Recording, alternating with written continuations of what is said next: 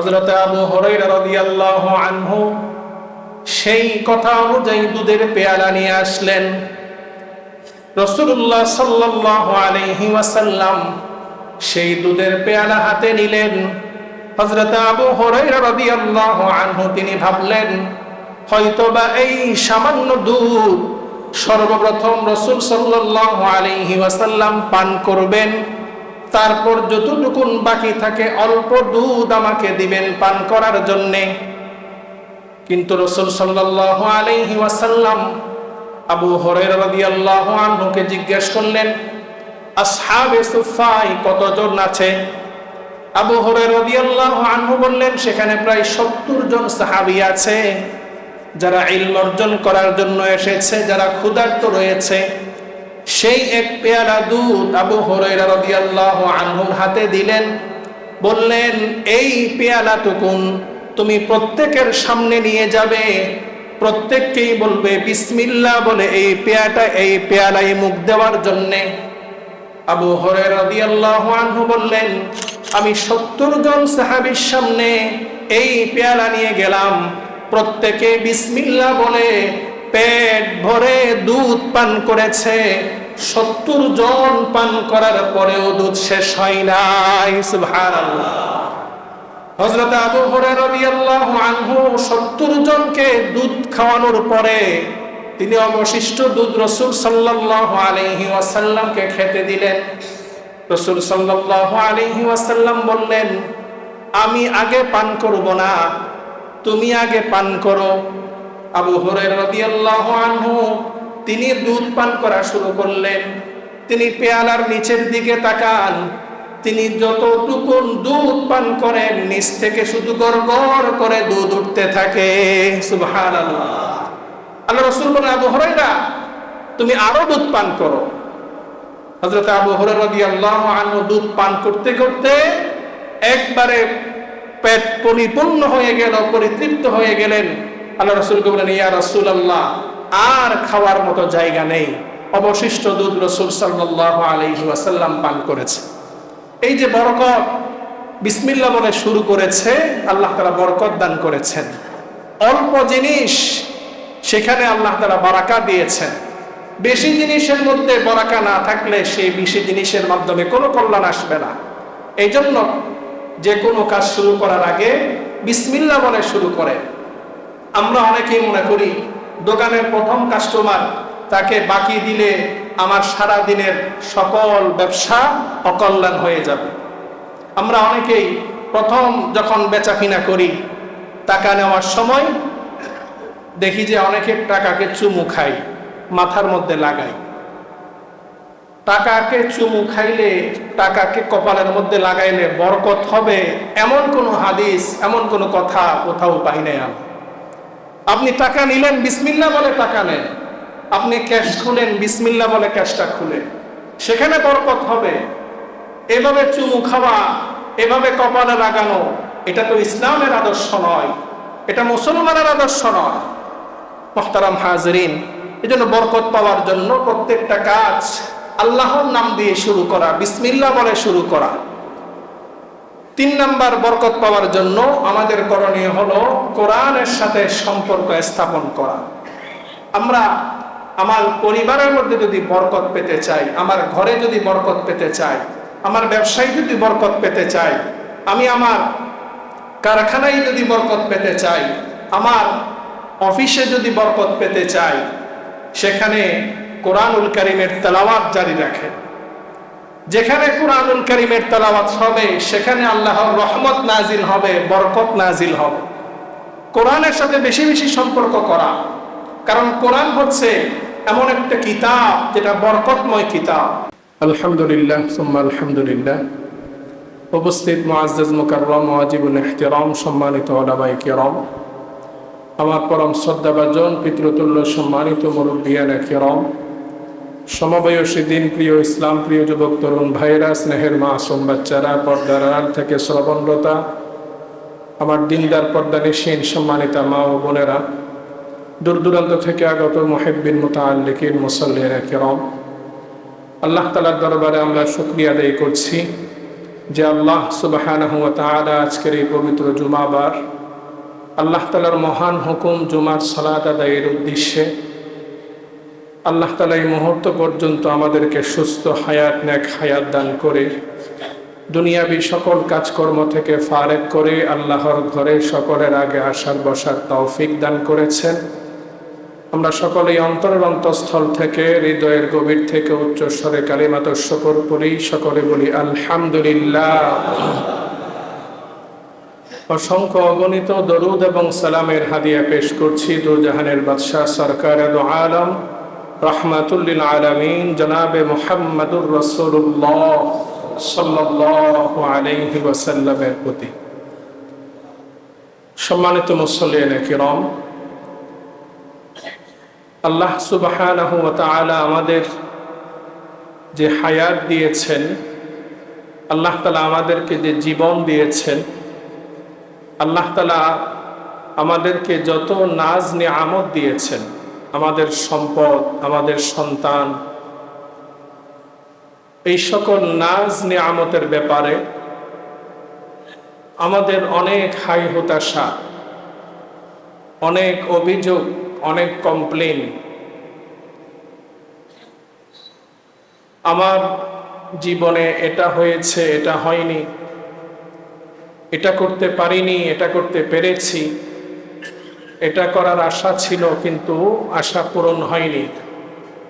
আমাদের এই জীবন নিয়ে, আমাদের এই সম্পদ নিয়ে, আমাদের সন্তান নিয়ে আমাদের অনেক কমপ্লেন, অনেক হাই হতাশা, অনেক অভিযোগ। অভিযোগ নেই, কমপ্লেন নেই, হাই হতাশ নেই, এমন কোনো মানুষ পাওয়া যাবে না। আল্লাহ সুবহানাহু ওয়া তাআলা এমন একটি নিয়ামত আল্লাহ তাআলা ওই সকল বান্দাদেরকে দান করেন যেই সকল বান্দাদের জীবনে কোনো অভিযোগ নেই, কোনো হাই হতাশ নেই। সেই নিয়ামতের নাম হচ্ছে বারাকাহ, বরকত, যেটাকে আমরা বলি। আল্লাহ তাআলা যাদের জীবনে বরকত দিয়েছেন তাদের জীবনে কোনো হাই হতাশ নেই, তাদের কোনো অভিযোগ নেই। বরকত, যেটাকে আমরা বাংলাতে বলে থাকি, আরবিতে বলে বারাকা, শব্দটি ছোট, বলতে খুব সহজ, কিন্তু এই বরকতের মাঝে অনেক কিছু রয়েছে। এটা অনেক অর্থবহ একটি শব্দ, যেটার ব্যাখ্যা বিশ্লেষণ অনেক বেশি। আজকে আল্লাহ তাআলা যদি তৌফিক দান করে আমাদের জীবনে বরকত পাওয়ার জন্য আমাদের কি করণীয়, এই বিষয়ে সংক্ষিপ্ত কয়েকটি পয়েন্ট নিয়ে আলোচনা করার চেষ্টা করব ইনশাআল্লাহ। মুহতারাম হাজরিন, বারাকা বা বরকত শব্দের শাব্দিক অর্থ হচ্ছে কল্যাণ। বরকত বলা হয় আল্লাহ প্রদত্ত কল্যাণ। আল্লাহ তাআলা যেই বস্তুতে, যেই জিনিসে আল্লাহ তাআলা দান করেন, সেই জিনিসটাই কল্যাণময় হয়ে যায়, সেই জিনিসটাই উপকারী হয়ে যায়। বরকত বা কল্যাণ এটা দুনিয়ার টাকা দিয়ে ক্রয় করা যায় না। বরকত বা কল্যাণ দুনিয়ার ক্ষমতা দিয়ে অর্জন করা যায় না। বরকত বা কল্যাণ আমার আপনার জ্ঞান দিয়ে ক্রয় করতে পারবো না, অর্জন করতে পারবো না।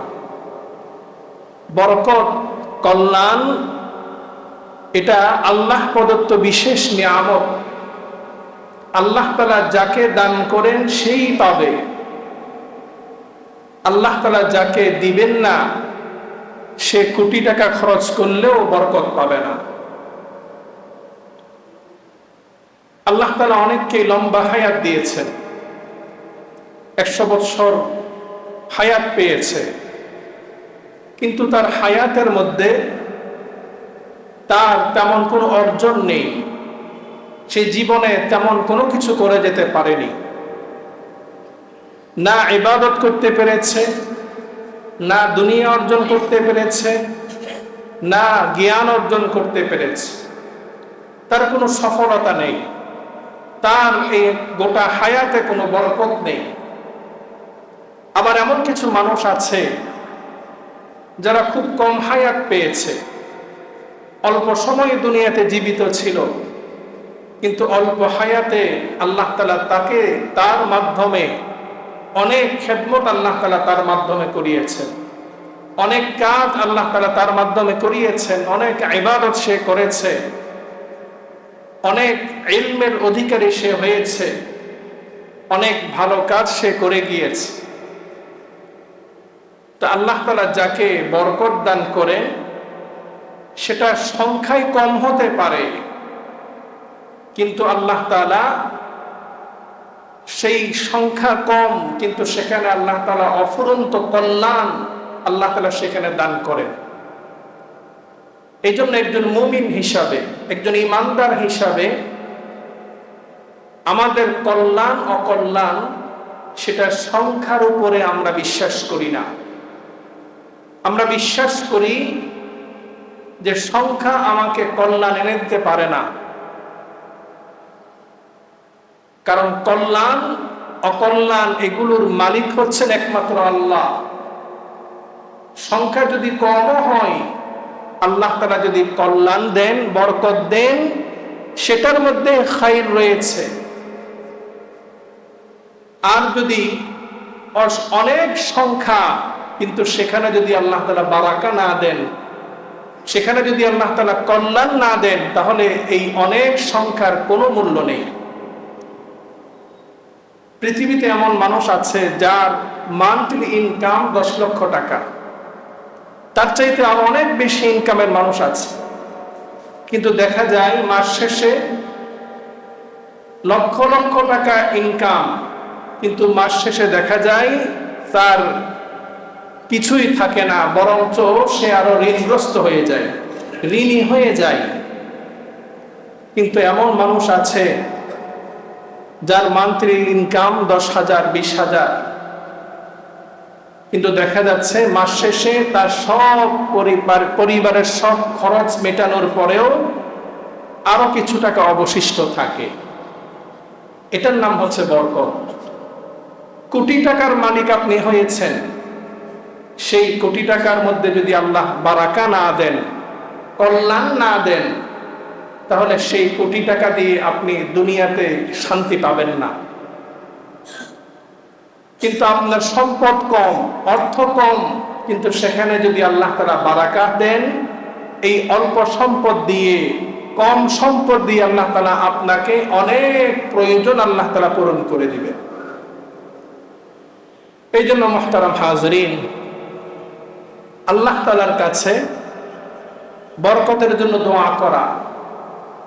আমরা বরকতের অনেক দোয়া আমরা করি, যেটা আমাদের হয়তোবা বুঝে আসে না। আমরা যখন সালাম দিই, সালামের মধ্যে বলি আসসালামু আলাইকুম ওয়া রাহমাতুল্লাহি ওয়া বারাকাতুহু, এখানেও আমরা বরকতের দোয়া করতেছি। আমরা যখন খাবার শুরু করি, খাবারের শুরুতে আমরা পড়ি বিসমিল্লাহি ওয়া আলা বারাকাতিল্লাহ। খাবার যখন সামনে আসে আমরা দোয়া করি আল্লাহুম্মা বারিক লানা ফিমা রাযাকতানা ওয়া কিনা আযাবান নার। আল্লাহ তাআলার কাছে আমরা বরকত চাই। যখন আদ্য সম্পূর্ণ হয়, বিয়ে হয়, আদ্যের পরে নববধূ স্বামী স্ত্রী উভয়ের জন্য দোয়া করি বারাকাল্লাহু লাকা ওয়া বারাকা আলাইকুমা, তাদের জন্য বরকতের দোয়া করি। আমরা যখন নামাজে দরুদ পড়ি, দরুদের মধ্যে আমরা বরকতের দোয়া করি আল্লাহুম্মা বারিক আলা মুহাম্মদ। আমরা প্রতিনিয়ত এই বরকতের দোয়া করছি।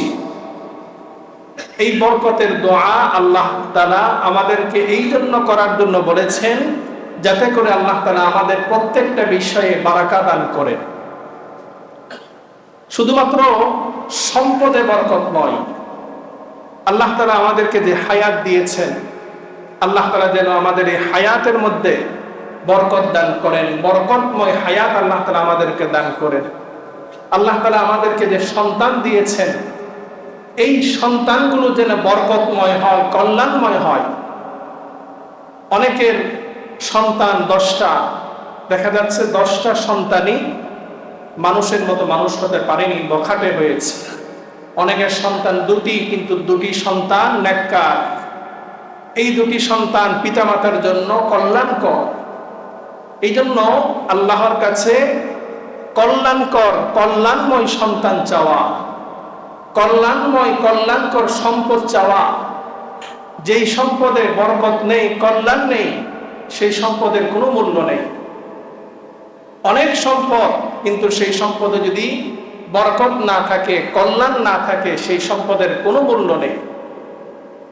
পৃথিবীর ইতিহাসে অনেক এমন ঘটনা আছে যে সম্পদ অনেক, সম্পদের অভাব নেই, অফুরন্ত সম্পদ, সম্পদের মালিক, কিন্তু তার জীবনে কল্যাণ নেই, তার জীবনে শান্তি নেই, তার জীবনে বরকত নেই। এমন অনেক নজির আছে যে সম্পদ কম, অর্থ কম, কিন্তু আল্লাহ তাআলা তাকে অফুরন্ত বরকত দিয়েছেন। মুহতারাম হাজিরিন, আল্লাহ তাআলার কাছে আমরা যেন একটি বরকতময় হায়াত পাই, আল্লাহ তাআলার কাছ থেকে যেন আমরা বরকতময় সম্পদ পাই, আল্লাহ তাআলার কাছ থেকে যেন বরকতময় সন্তান পাই, আল্লাহ তাআলার কাছ থেকে আমরা যেন বরকতময় একটি জীবন পাই। সেই জন্য আল্লাহর কাছে বেশি বেশি দোয়া করা, পাশাপাশি আমাদের জীবনে বরকত আসার জন্য আমাদের কিছু করণীয় আছে। তার মধ্যে 1 নাম্বার করণীয়, আল্লাহ তাআলা পবিত্র কোরআনুল কারীমে ইরশাদ করছেন, ওয়ালাউ আন্না আহলাল কুরা আমানু ওয়াত্তাকাউ লাফাতাহনা আলাইহিম বারাকাতিম মিনাস সামা। আল্লাহ তাআলা এই আয়াতে কারিমায় আল্লাহ তাআলা বলছেন, ওয়ালাউ আন্না আহলাল কুরা, যদি জনপদবাসী তারা যদি আমানু, তারা যদি ঈমান আনে, ওয়াত্তাকাউ, তারা যদি তাকওয়া অবলম্বন করে, লাফাতাহনা আলাইহিম বারাকাতিম মিনাস সামা, আমি তাদের জন্য আসমান থেকে বরকতের দরজা খুলে দেব। সুবহানাল্লাহ। আল্লাহ তাআলা বরকতের দরজা খুলে দেওয়ার জন্য এই আয়াতে আমাদেরকে 2টি করণীয় কথা বলেছে। 1 নাম্বার, আল্লাহ তাআলা বলেছেন আমানু, তোমরা ঈমান আনো, আল্লাহর প্রতি বিশ্বাস স্থাপন করো। এখান থেকে একটা বিষয় আমাদের জন্য ক্লিয়ার, যে বরকত পাওয়ার জন্য ঈমানদার হওয়া শর্ত। বেঈমান কাফের তারা দুনিয়াতে আল্লাহ প্রদত্ত বরকত কখনো পাবে না। যদিও বা দুনিয়াতে আমাদের চোখে মনে হয় যে কাফের বেঈমানরা অনেক সম্পদের মালিক, তারা মনে হয় অনেক সুখে আছে। আসলে বাস্তবতা হচ্ছে তারা সম্পদের মালিক হলেও তারা আল্লাহর দেওয়া বরকত থেকে, কল্যাণ থেকে তারা মাহরুম। আল্লাহ তাআলা তাদেরকে কল্যাণ থেকে মাহরুম করেছেন, বরকত থেকে মাহরুম করেছেন। এই জন্য আমাদের প্রথম বরকত পাওয়ার জন্য প্রথম শর্ত হচ্ছে আমাদেরকে ঈমানদার হতে হবে। আমাদের ঈমানটা যেন শিরিক মুক্ত ঈমান হয়, আমাদের ঈমানটা যেন কুফর মুক্ত ঈমান হয়, নেফাক মুক্ত ঈমান হয়, নির্ভেজাল ঈমান হয়। 2 নাম্বার শর্ত, ওয়াত্তাকাউ, তোমরা তাকওয়া অবলম্বন করো, আল্লাহকে ভয় করো, আল্লাহর ভীতি অর্জন করো।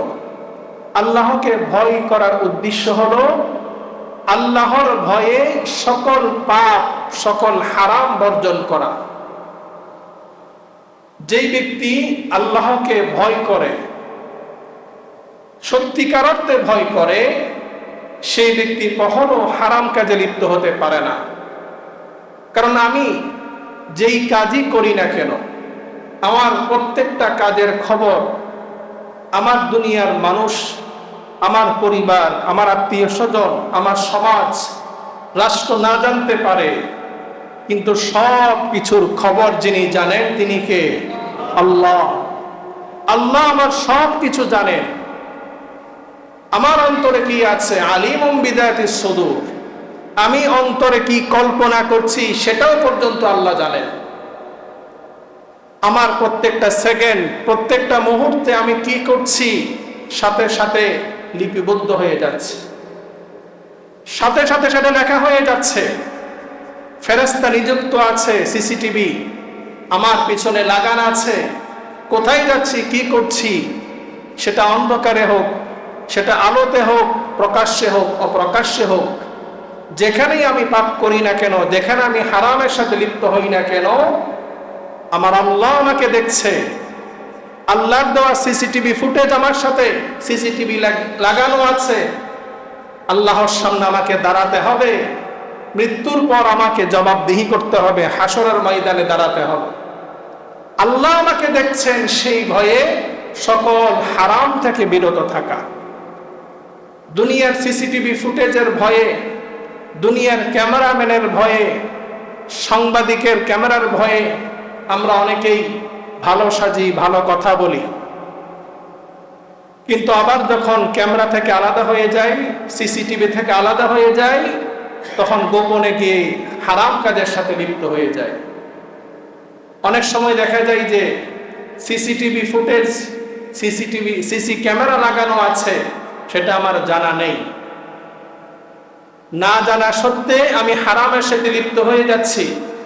দুনিয়ার মানুষ যখন সেই সিসি ক্যামেরা চেক করে, তখন আমার হারামগুলো, আমার অপকর্মগুলো দুনিয়ার মানুষের সামনে প্রকাশিত হয়ে যায়। দুনিয়ার মানুষের সাথে আমি আপনি লাঞ্ছিত হই। কিন্তু অধিকাংশ অপকর্মগুলো আমরা করে থাকি খুব সাবধানতার সাথে, যেখানে কোনো ক্যামেরা থাকে না, যেখানে কোনো দলিল থাকে না। বেখেয়ালে কোনো কাজ যখন সিসিটিভি ক্যামেরায় ধরা পড়ে যায়, আমরা দেখেছি অল্প সময়ের মধ্যে আমাদের দেশে কয়েকটি ঘটনা ঘটেছে। সিসিটিভি ফুটেজে ধরা খেয়েছে, সেই জন্য তার শাস্তি হয়েছে সিসিটিভি ফুটেজে ধরা খাওয়ার কারণে। কিন্তু যেগুলো ধরা খাচ্ছে না, সেগুলো কিন্তু দুনিয়াতে শাস্তি হচ্ছে না।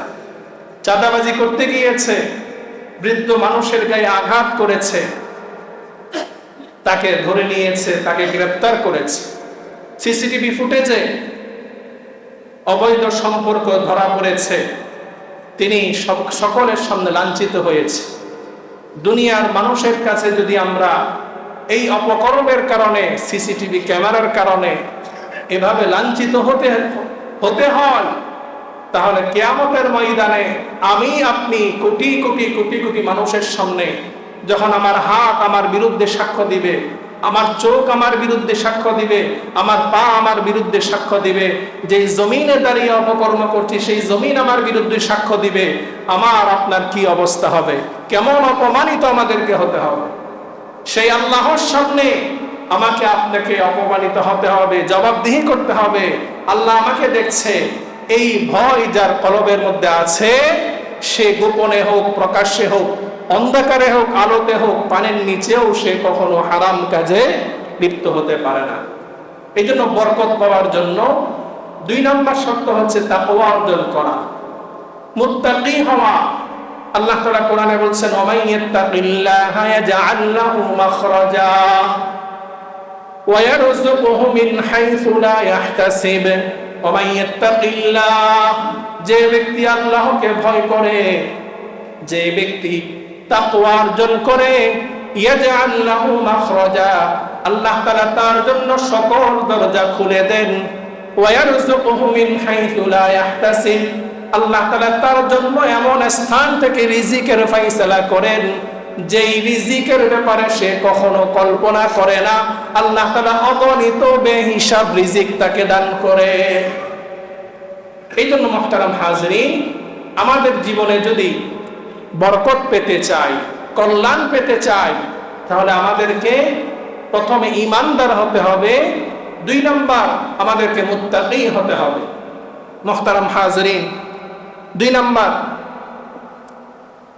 আমরা আমাদের যে কোনো কাজ, যে কোনো ভালো কাজ শুরু করার আগে আমরা বিসমিল্লাহ বলে শুরু করব। বিসমিল্লাহ বলে প্রত্যেকটা কাজ শুরু করা। আমি আপনি যদি প্রত্যেকটা ভালো কাজ আল্লাহর নাম নিয়ে শুরু করি, ওই কাজের মধ্যে আল্লাহ তাআলা বারাকা দিবেন, ওই কাজের মধ্যে আল্লাহ তাআলা বরকত দিবেন। আপনি খাবার শুরুতে বিসমিল্লাহ বলেন। আপনি ব্যবসা করবেন, প্রথম ব্যবসা স্টার্ট করবেন, দোকান খুলছেন, বিসমিল্লাহ বলে দোকান খুলেন। আপনি গাড়ি চালান, বিসমিল্লাহ বলে গাড়ি স্টার্ট করেন। আপনি ঘরে ঢুকছেন, বিসমিল্লাহ বলে ঘরে প্রবেশ করেন। প্রত্যেকটা ভালো কাজ বিসমিল্লাহ বলে শুরু করেন। হাদিসের মধ্যে এসেছে, রাসূলুল্লাহ সাল্লাল্লাহু আলাইহি ওয়াসাল্লামের কাছে এক সাহাবী অভিযোগ করলো, ইয়া রাসূলুল্লাহ, ইন্না নাকুল ওয়া নাশবা, আমরা খাবার খাই কিন্তু পরিতৃপ্ত হয় না, কিছুক্ষণ পর পর শুধু ক্ষুধা লাগে। রাসূল সাল্লাল্লাহু আলাইহি ওয়াসাল্লাম বললেন, তোমরা খাবার খাওয়ার সময় মনে হয় তোমরা পৃথক পৃথক হয়ে খাবার খাও, আলাদা আলাদা খাবার খাও। সাহাবী বলল, হ্যাঁ ইয়া রাসূলুল্লাহ, আমরা আলাদা আলাদা খাবার খাই। রাসূল সাল্লাল্লাহু আলাইহি ওয়াসাল্লাম বললেন, ইজতামিউ আলা তাআমিকুম, তোমরা যখন খাবার খাবে তখন তোমরা একত্রিত হয়ে একসাথে খাবার খাবে। একত্রিত হয়ে খাবার খাওয়া এটা সুন্নাহ। পরিবারের সকলকে সাথে নিয়ে একসাথে খাবার খাওয়া, এটার মধ্যে বরকত। আল্লাহ রাসূল বলেন, একত্রিত হয়ে খাবার খাও, ওয়াযকুরুসমাল্লাহ, এবং খাবারের শুরুতে আল্লাহর নাম নাও, বিসমিল্লাহ বলে খাবার শুরু করো। ফাইন্নাহু ইউবারিকু ফীহি, তুমি বিসমিল্লাহ বলে খাবার শুরু করবে, সেই খাবারের মধ্যে আল্লাহ তাআলা বরকত দান করবে। সুবহানাল্লাহ। রাসূলুল্লাহ সাল্লাল্লাহু আলাইহি ওয়াসাল্লামের সাহাবী হযরত আবু হুরায়রা রাদিয়াল্লাহু আনহু, যিনি সবচাইতে বেশি হাদিস বর্ণনা করেছেন, যিনি আসহাবে সুফফার ছাত্র ছিলেন। আল্লাহ রাসূলের অনেক সাহাবী থেকে হাদিস বর্ণিত হয়েছে। আল্লাহ রাসূলের অনেক ছাত্র ছিলেন, কিন্তু দেখা গেছে আবু হুরায়রা রাদিয়াল্লাহু আনহুর মতো ইলম অর্জন করার জন্য এত কষ্ট, এত মুজাহাদা, এত ত্যাগ আর অন্য কেউ করেনি। তিনি সব কিছু ত্যাগ করে সারা দিন আল্লাহ রাসূলের দরবারে পড়ে থাকতেন ইলম অর্জন করার জন্য। অনেক সময় দেখা গেছে খাবার নাই, কিচ্ছু নাই, ক্ষুধার্ত। একবার হযরত আবু হুরায়রা রাদিয়াল্লাহু আনহু, তিনি প্রচন্ড ক্ষুধার্ত অবস্থায়, খাবার কোনো কিছু নেই, তিনি মসজিদের সামনে বসা। মসজিদ দিয়ে হযরত আবু বকর রাদিয়াল্লাহু আনহু বের হয়ে গেল, হযরত ওমর ফারুক রাদিয়াল্লাহু আনহু বের হয়ে গেল। হযরত আবু হুরায়রা রাদিয়াল্লাহু আনহু, তিনি ইশারা ইঙ্গিতের মাধ্যমে বোঝাতে চেয়েছিলেন যে তিনি ক্ষুধার্ত, কিন্তু ওমর ফারুক রাদিয়াল্লাহু আনহু, আবু বকর রাদিয়াল্লাহু আনহু, তিনাদের কাছেও তেমন খাবার না থাকার কারণে তিনারা সাড়া দেননি। সর্বশেষ রাসূল সাল্লাল্লাহু আলাইহি ওয়াসাল্লাম যখন বের হলেন, হযরত আবু হুরায়রা রাদিয়াল্লাহু আনহুর চেহারা দেখে বুঝতে পারলেন যে আবু হুরায়রা রাদিয়াল্লাহু আনহু তিনি ক্ষুধার্ত। রাসূল সাল্লাল্লাহু আলাইহি ওয়াসাল্লাম বলেন, আবু হুরায়রা, ঘরে এক পেয়ালা দুধ আছে, সেই দুধের পেয়ালা নিয়ে আসো। হযরত আবু হুরায়রা রাদিয়াল্লাহু আনহু সেই কথা অনুযায়ী দুধের পেয়ালা নিয়ে আসলেন। রাসূলুল্লাহ সাল্লাল্লাহু আলাইহি ওয়াসাল্লাম সেই দুধের পেয়ালা হাতে নিলেন। হযরত আবু হুরায়রা রাদিয়াল্লাহু আনহু তিনি ভাবলেন, হয়তোবা এই সামান্য দুধ সর্বপ্রথম রাসূল সাল্লাল্লাহু আলাইহি ওয়াসাল্লাম পান করবেন, তারপর যতটুকুন বাকি থাকে অল্প দুধ আমাকে দিবেন পান করার জন্যে। কিন্তু রাসূল সাল্লাল্লাহু আলাইহি ওয়াসাল্লাম আবু হুরায়রা রাদিয়াল্লাহু আনহুকে জিজ্ঞেস করলেন, আসহাবে সুফফায় কতজন আছে? আবু হুরায়রা রাদিয়াল্লাহু আনহু বললেন, সেখানে প্রায় 70 জন সাহাবী আছে, যারা ইলম অর্জন করার জন্য এসেছে, যারা ক্ষুধার্ত রয়েছে। সেই এক পেয়ালা দুধ আবু হুরায়রা রাদিয়াল্লাহু আনহুর হাতে দিলেন, বললেন, এই পেয়ালাটুকুন তুমি প্রত্যেকের সামনে নিয়ে যাবে, প্রত্যেককেই বলবে বিসমিল্লাহ বলে এই পেয়ালায় মুখ দেওয়ার জন্যে। আবু হুরায়রা রাদিয়াল্লাহু আনহু বললেন, আমি 70 জন সাহাবীর সামনে এই পেয়ালা নিয়ে গেলাম, প্রত্যেকে বিসমিল্লাহ বলে পেট ভরে দুধ পান করেছে। 70 জন পান করার পরেও দুধ শেষ হয় নাই। সুবহানাল্লাহ। হযরত আবু হুরায়রা রাদিয়াল্লাহু আনহু 70 জনকে দুধ খাওয়ানোর পরে তিনি অবশিষ্ট দুধ রাসূল সাল্লাল্লাহু আলাইহি ওয়াসাল্লামকে খেতে দিলেন। রাসূল সাল্লাল্লাহু আলাইহি ওয়াসাল্লাম বললেন, আমি আগে পান করব না, তুমি আগে পান করো। আবু হুরায়রা রাদিয়াল্লাহু আনহু তিনি দুধ পান করা শুরু করলেন। তিনি পেয়ালার নিচের দিকে তাকান, তিনি যতটুকু দুধ পান করেন নিচ থেকে শুধু গড়গড় করে দুধ উঠতে থাকে। সুবহানাল্লাহ। আল্লাহ রাসূল বলেন, আবু হুরায়রা তুমি আরো দুধ পান করো। হযরত আবু হুরায়রা রাদিয়াল্লাহু আনহু দুধ পান করতে করতে একবারে পেট পরিপূর্ণ হয়ে গেল, পরিতৃপ্ত হয়ে গেলেন। আল্লাহ রাসূলকে বলেন, ইয়া রাসূলুল্লাহ আর খাওয়ার মতো জায়গা নেই। অবশিষ্ট দুধ রাসূল সাল্লাল্লাহু আলাইহি ওয়াসাল্লাম পান করেছে। এই যে বরকত, বিসমিল্লাহ বলে শুরু করেছে, আল্লাহ তাআলা বরকত দান করেছেন। অল্প জিনিস সেখানে আল্লাহ তাআলা বারাকা দিয়েছেন। বেশি জিনিসের মধ্যে বারাকা না থাকলে সেই বেশি জিনিসের মাধ্যমে কোনো কল্যাণ আসবে না। এই জন্য যে কোনো কাজ শুরু করার আগে বিসমিল্লাহ বলে শুরু করে। আমরা অনেকেই মনে করি দোকানের প্রথম কাস্টমার, তাকে বাকি দিলে আমার সারা দিনের সকল ব্যবসা অকল্যাণ হয়ে যাবে। আমরা অনেকেই প্রথম যখন বেচা কিনা করি, টাকা নেওয়ার সময় দেখি যে অনেকের টাকাকে চুমু খাই, মাথার মধ্যে লাগাই।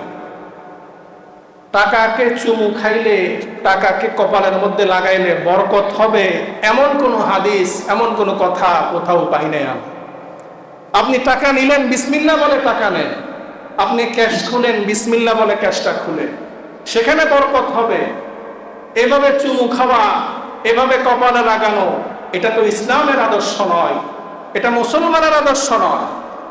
মুহতারাম হাজিরিন, এজন্য বরকত পাওয়ার জন্য প্রত্যেকটা কাজ আল্লাহর নাম দিয়ে শুরু করা, বিসমিল্লাহ বলে শুরু করা। 3 নাম্বার বরকত পাওয়ার জন্য আমাদের করণীয় হলো কোরআনের সাথে সম্পর্ক স্থাপন করা। আমরা আমার পরিবারের মধ্যে যদি বরকত পেতে চাই, আমার ঘরে যদি বরকত পেতে চাই, আমার ব্যবসায় যদি বরকত পেতে চাই, আমি আমার কারখানায় যদি বরকত পেতে চাই, আমার অফিসে যদি বরকত পেতে চাই, সেখানে কোরআনুল কারীমের তেলাওয়াত জারি রাখেন। যেখানে কোরআনুল কারীমের তেলাওয়াত হবে সেখানে আল্লাহর রহমত নাজিল হবে, বরকত নাজিল হবে। কোরআনের সাথে বেশি বেশি সম্পর্ক করা, কারণ কোরআন হচ্ছে এমন একটা কিতাব যেটা বরকতময় কিতাব। আল্লাহ তাআলা বলেন, ওয়াহাদা কিতাবুন আনজালনাহু মুবারাক, এটা এমন একটা কিতাব যেটাকে আমি বরকতপূর্ণ করে নাজিল করেছি। দুনিয়াতে তোমরা অনেক কিছু থেকে বরকত নেও। পিশাবের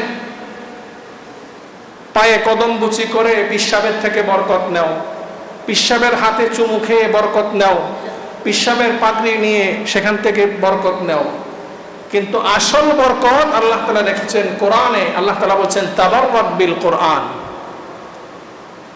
পিশাবের সাথে পাগড়ি থাকার কারণে যদি পিশাবের পাগড়ি দামি হয়ে যায়, পিশাবের শরীরের জামা লাগার কারণে সেই জামা যদি দামি হয়ে যায়, বরকতময় হয়ে যায়, তাহলে যেই কোরআন সরাসরি আল্লাহর সাথে সম্পৃক্ত, যেই কোরআন আল্লাহ নাজিল করেছেন, সেই কোরআনের বরকত সবচাইতে বেশি। এই জন্য কোরআনের কাছ থেকে বরকত নেওয়ার কথা রাসূল বলেছেন, তাবাররাক বিল কোরআন ফাইন্নাহু কালামুল্লাহ। তোমরা কোরআন থেকে বরকত নাও, বরকত আল্লাহ তাআলা কোরআনে দিয়েছেন। এই জন্য সকালবেলা ঘরে সূরা ইয়াসিনের তেলাওয়াত জারি করেন, সন্ধ্যাবেলায় সূরা ওয়াকিয়া তেলাওয়াত করেন, এশারের পরে সূরা মুলক তেলাওয়াত করেন। ঘরের মধ্যে আল্লাহ তাআলা বরকত দিবেন। যে ঘরের মধ্যে কোরআন তেলাওয়াত বেশি হবে সেখানে আল্লাহ তাআলা কল্যাণ দান করবেন, বরকত বেশি দিবেন। যেখানে কোরআন তেলাওয়াত হয় সেখানে রহমতের ফেরেশতা নাজিল হয়। আপনি আপনার দোকান, ব্যবসা প্রতিষ্ঠান, এখন তো এমন একটা ট্রেডিশন বের হয়েছে, ব্যবসা প্রতিষ্ঠান উদ্বোধন করে সেলিব্রিটিদেরকে দিয়ে। চট্টগ্রামে অনেক মার্কেট হয়েছে এখন, নতুন নতুন মার্কেট, কিন্তু মার্কেটগুলোকে আমরা দেখলাম যে দোকান উদ্বোধন করতেছে ঢাকা থেকে সেলিব্রিটিদেরকে নিয়ে আসতেছে, নায়ক নায়িকাদেরকে নিয়ে আসতেছে। আপনি এই সমস্ত নায়ক নায়িকা সেলিব্রিটি যারা হারাম খোর, হারামের সাথে লিপ্ত, এই সকল বেহাইয়া, এই সকল নোংরা মানুষগুলোর মাধ্যমে দোকান উদ্বোধন করে আপনি কোনো বরকত পাবেন না, কল্যাণ পাবেন না। আপনি দোকান উদ্বোধন করেন কোরআনুল কারীমের তেলাওয়াতের মাধ্যমে। কোরআনের মধ্যে আল্লাহ তাআলা বরকত দিয়েছেন। আপনি আপনার ঘরে কোরআন তেলাওয়াত করেন, আপনার দোকানে কোরআন তেলাওয়াত করেন, আপনি আপনার ব্যবসা প্রতিষ্ঠান, আপনার কলকারখানা, আপনার ইন্ডাস্ট্রি, আপনার গাড়ি, আপনি কোরআন তেলাওয়াত করেন। গাড়ি চালাচ্ছেন, গাড়িতে বসে আছেন, সেখানে কোরআন তেলাওয়াত করেন, আয়াতুল কুরসি তেলাওয়াত করেন, চারকুল তেলাওয়াত করেন, আপনার যেটা মুখস্থ আছে সেটা তেলাওয়াত করেন। সেখানে আল্লাহ তাআলা কল্যাণ দান করবেন, বরকত দান করবেন। এই জন্য মুহতারাম হাজিরিন, আমরা নিজেরাও কোরআনের সাথে সম্পর্ক করব, আমাদের সন্তানদেরকেও কোরআনের সাথে সম্পর্ক গড়াবো। কোরআন বিশুদ্ধ তেলাওয়াত করার পাশাপাশি কোরআন বুঝে পড়ার চেষ্টা করা। কোরআনুল কারীমের বিশুদ্ধ তেলাওয়াতকারী যারা আছে তাদের কাছ থেকে শিক্ষা অর্জন করা। আমরা অনেকেই আছি যারা কোরআন বিশুদ্ধভাবে তেলাওয়াত করতে এখনো পর্যন্ত পারি না, অনেক বয়স হয়ে গিয়েছে। খুব আফসোসের বিষয়, দুঃখের বিষয়। এই জন্য মুহতারাম হাজিরিন, আমাদের জীবনে যদি আমরা বরকত পেতে চাই, তাহলে আমাদের সাথে সম্পর্ক করতে হবে কার সাথে? কোরআনের সাথে। মুহতারাম হাজিরিন, আমরা যদি আমাদের সম্পদে বরকত পেতে চাই, তাহলে আমরা যার যতটুকু তৌফিক আছে, সামর্থ্য আছে, সেই সম্পদ থেকে বেশি বেশি দান সদকা করি। সদকার মাধ্যমে, দানের মাধ্যমে আল্লাহ তাআলা সম্পদে বরকত দান করে। পৃথিবীর ইতিহাসে এমন কোনো মানুষ পাওয়া যাবে না যেই মানুষ অধিক দান সদকা করার কারণে সে গরিব হয়ে গিয়েছে, মিসকিন হয়ে গিয়েছে, এমন কোনো নজির নেই। কৃপণ যারা, বখিল যারা, যারা দান সদকা করে না, দান সদকা পছন্দ করে না, এমন অনেক ইতিহাস আছে। আল্লাহ তাআলা তাদেরকে পথের ভিক্ষুক বানিয়েছে। আল্লাহ তাআলা কোরআনে ঘোষণা, ইয়ামহাকুল্লাহুর রিবা ওয়া ইউরবিস সাদাকাত, আল্লাহ তাআলা সুদকে ধ্বংস করে দেন, সাদাকাকে আল্লাহ তাআলা বাড়িয়ে দেন। দান সদকার মাধ্যমে আল্লাহ তাআলা আপদ বিপদ বালা মুসিবত দূর করে দেন। প্রত্যেক দিন কমপক্ষে যার যতটুকু তৌফিক আছে অল্প অল্প সদকা করেন, অল্প অল্প দান করেন। দেখবেন আল্লাহ তাআলা এই সদকার উসিলাই, দানের উসিলাই আল্লাহ তাআলা বড় বড় বিপদ থেকে আমাকে আপনাকে উদ্ধার করেন। এই দান সদকার উসিলাই আল্লাহ তাআলা সম্পদের মধ্যে বারাকা দান করেন। আমরা তো এখন সদকা করতে, দান করতে আমাদের হাত কাঁপে, কলিজা ফেটে যায়। 5 টাকা 10 টাকা, জুমাবার মসজিদে 10 টাকা দিয়ে ফেলবো, 5 টাকা দিয়ে ফেলবো, কলিজা কাঁপে। আপনি 10 টাকা 5 টাকা যেটাকে আপনি অনেক বড় মনে করছেন, আপনার এই 10 টাকা আপনাকে 10 লক্ষ টাকার উপকার দিবে, 10 লক্ষ টাকার ফায়দা দিবে। আপনি এখন মসজিদ থেকে বের হবেন, আল্লাহ না করুক যে কোনো একটা অ্যাক্সিডেন্ট আপনার নসিবে ছিল, যেই অ্যাক্সিডেন্টের কারণে আপনার হাসপাতালের বিল দেওয়া লাগতো 5 লক্ষ টাকা, কিন্তু আপনি আল্লাহর ঘর মসজিদে 50 টাকা দান করেছেন, আল্লাহ তাআলা এই সদকার উসিলায় এই বিপদ থেকে আপনাকে উদ্ধার করবে। এই জন্য মুহতারাম হাজিরিন, বেশি বেশি সদকা করি, এটার দ্বারা আল্লাহ তাআলা সম্পদে বরকত দান করবেন। মুহতারাম হাজিরিন, সম্পদে বরকতের কথা বললাম। আরেকটা হচ্ছে, আমাদের জীবনে যদি আমরা বরকত পেতে চাই, আত্মীয়তার সম্পর্ক বজায় রাখা। আত্মীয়তা, যারা রক্তের আত্মীয়, নিজের আপন ভাই বোন যারা আছে, তাদের সাথে সম্পর্ক ঠিক রাখা, সুসম্পর্ক রাখা। তারা যদি আমার সাথে দুশ্মনী করে, আমি তাদের সাথে দুশ্মনী করব না। তারা যদি আমার ক্ষতি করে, আমি তাদের ক্ষতি করব না। আমার দায়িত্ব তাদের সাথে সদাচরণ করা, আত্মীয়তার সম্পর্ক বজায় রাখা, সেটা আমি রাখব। আত্মীয়তার সম্পর্ক বজায় রাখার দ্বারা আল্লাহ তাআলা জীবনে কল্যাণ দান করেন। তারপর 6 নাম্বার, জীবনে বরকত পেতে চাইলে সকাল সকাল ভোরে ভোরে ঘুম থেকে ওঠা। ভোরে ভোরে যে কোনো কাজ শুরু করলে সেখানে আল্লাহ তাআলা বরকত দান করেন। রাসূল সাল্লাল্লাহু আলাইহি ওয়াসাল্লাম দোয়া করেছেন, আল্লাহুম্মা বারিক লি উম্মতি ফি বুকুরিহা, হে আল্লাহ আমার উম্মতকে ভোরবেলার কাজের মধ্যে আপনি বরকত দান করেন। বিশেষ করে যারা স্টুডেন্ট, তারা যদি সকাল সকাল ঘুম থেকে উঠে যায়, সকালবেলায় অল্প পড়বে, আল্লাহ তাআলা সেখানে অনেক বরকত দান করবে। সারাদিনে আপনি যা পড়েন সেইখান থেকে সকালবেলার পড়ার মধ্যে বরকত রয়েছে। বিশেষ করে যারা হেফজখানার স্টুডেন্ট, তারা এই সকাল সকাল মূল পড়াগুলা তারা শিখে এবং শোনায়। তাদের পড়ার মেইন সময় হচ্ছে এই ভোর সকালবেলা। এই হাফেজে কোরআন, লক্ষ লক্ষ হাফেজে কোরআন, হাফেজ হচ্ছে তার পিছনে তাদের সবচাইতে বেশি কুরবানি ভোর সকালবেলা ফজরের আগে ঘুম থেকে উঠে যে তারা মেহনত করে, কষ্ট করে, এটার বিনিময়ে আল্লাহ তাআলা তাদেরকে হাফেজে কোরআন হিসেবে কবুল করে। এই জন্য যারা স্টুডেন্ট আছি, কলেজ ভার্সিটিতে স্কুলে যারা পড়ালেখা করি, রাত জেগে 12টা 2টা 1টা 3টা পর্যন্ত না পড়ে রাত্রেবেলা 10টা 11টার মধ্যে ঘুমিয়ে যান, ফজরের নামাজ জামাতের সাথে পড়েন, ফজরের পরে বসে আপনি পড়ালেখা করেন, দেখবেন আপনি অন্য সময় 2 ঘন্টা পড়লে যেই পড়া পড়তে পারতেন, সকালবেলা 1 ঘন্টা পড়লে আরো বেশি পড়তে পারবেন। মুহতারাম হাজরিন, বরকত পাওয়ার জন্য নিজে 5 ওয়াক্ত নামাজ পড়া এবং পরিবার পরিজনকেও নামাজের জন্য তাকিদ দেওয়া। আল্লাহ তাআলা কোরআনে বলছেন, ওয়া'মুর আহলাকা বিস-সালাতি ওয়াসতাবির আলাইহা লা নাসআলুকা রিজকা। আল্লাহ তাআলা বলছেন, ওয়া'মুর আহলাকা বিস-সালাহ, তুমি তোমার পরিবারকে নামাজের আদেশ করো। ওয়াসতাবির আলাইহা, এবং সেটার উপর অটল থাকো। লা নাসআলুকা রিজকা, তোমার কাছ থেকে আমি রিজিক চাই না, রিজিক আমি তোমাকে দিব। নিজে নামাজ পড়বেন, নিজের পরিবার পরিজন তাদেরকেও নামাজের আদেশ দিবেন, তাহলে দেখবেন আমাদের জীবনে আল্লাহ তাআলা অসংখ্য বারাকা দান করবেন। মুহতারাম হাজরিন, বরকত পাওয়ার জন্য আরেকটা কাজ, আরেকটা গুণ আমাদের অর্জন করতে হবে, সেটা হচ্ছে রেজা বিল কাজা, যেটাকে কানাআত বলা হয়। আল্লাহ তাআলা আমাকে যতটুকুন দিয়েছেন ততটুকুনের উপর সন্তুষ্ট থাকা, যা পেয়েছি ততটুকুনের মধ্যে সন্তুষ্ট, আলহামদুলিল্লাহ। আমাদের এখন সন্তুষ্টি নাই, সবার শুধু অসন্তুষ্টি। যাকেই জিজ্ঞেস করেন, ভাই কেমন আছেন, ভাই ভালো নাই, ব্যবসা ভালো যাচ্ছে না, আয় উন্নতি নাই, বরকত নেই, শুধু অভিযোগ আর অভিযোগ। কিন্তু এই কথা বলে না যে আলহামদুলিল্লাহ, আল্লাহ তাআলা যতটুকুন দিয়েছেন আল্লাহ অনেক ভালো রেখেছেন। শেখ সাদি রহমতুল্লাহ আলাই সারা বিশ্বের মধ্যে বিখ্যাত একজন কবি ছিলেন, বুজুর্গ ছিলেন। একবার তিনি এত অভাবে পড়লেন যে তিনি পায়ে যে জুতা কিনবেন, জুতা কেনার টাকা ছিল না। তিনি আফসোস করে মসজিদে প্রবেশ করলেন।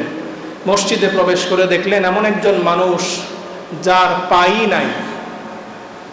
শেখ সাদি রহমতুল্লাহ আলাই তিনি এটা দেখে সাথে সাথে সেজদায় পড়ে গেলেন, হে আল্লাহ, এই মানুষের তো পা নাই, আপনি তো আমাকে পা দিয়েছেন, 2টি পা দিয়েছেন। আল্লাহর দরবারে শুকরিয়া আদায় করেছে।